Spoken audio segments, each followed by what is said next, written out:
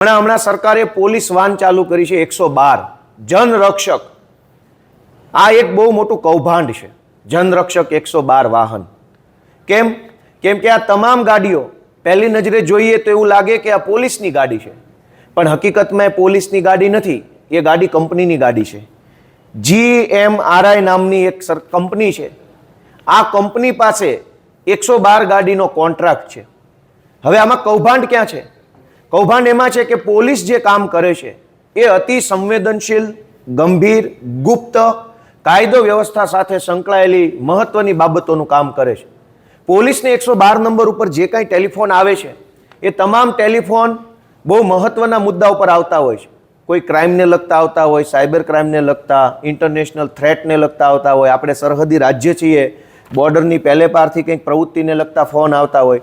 આવા તમામ મહત્વના, ગંભીર અને એકદમ કહેવાય કે રાજ્યની સુરક્ષા સાથે સંકળાયેલા જે ફોન આવતા હોય છે એ બધા ફોન ગુપ્ત રહેવા જરૂરી છે। પણ આખી ગાડી જ પ્રાઇવેટ કંપનીની માલિકીની છે, એના ડ્રાઈવરો પ્રાઇવેટ મૂકેલા છે। આજે હવે તમે 112માં કોઈ ગુપ્ત માહિતીનો ફોન કરો ક્રાઇમનો, તો એ ફોન પહેલાં કંપની પાસે જશે, પછી કંપનીના ડ્રાઈવર પાસે જશે અને પછી એ ગાડી પાસે જશે। તો પોલીસ એ પ્રાઇવેટ થઈ ગઈ।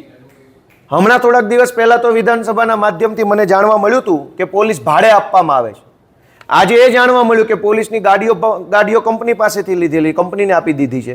એનો અર્થ એ થયો કે પોલીસ પ્રાઇવેટ થવાનું ચાલુ થઈ ગયું, કંપની હસ્તક। અને આ કંપનીને સરકારે 4,63,34,883 રૂપિયાનો તો એને પગાર ચૂક્યો છે। પૈસા સરકારના, પોલીસ સરકારની અને એનું પેમેન્ટ કંપનીને।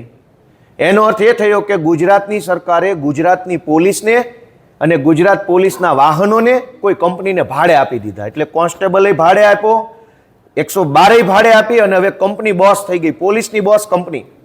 અને આ 112 નંબરની જે ગાડીઓ છે એ ગાડીઓને કોઈ ફિક્સ લોકેશન ઉપર મૂકી રાખવામાં આવે છે અને કાગળ ઉપર એવું ચિત્ર મૂકવામાં આવે છે કે દર 10 મિનિટે તમને ગમે ત્યાંથી વાહન સરકારી કોલ લગાવશો 112 તો ઝડપથી 10 મિનિટમાં તમને કોલ એટેન્ડ કરી લે એવી ગાડીની સુવિધા મળશે।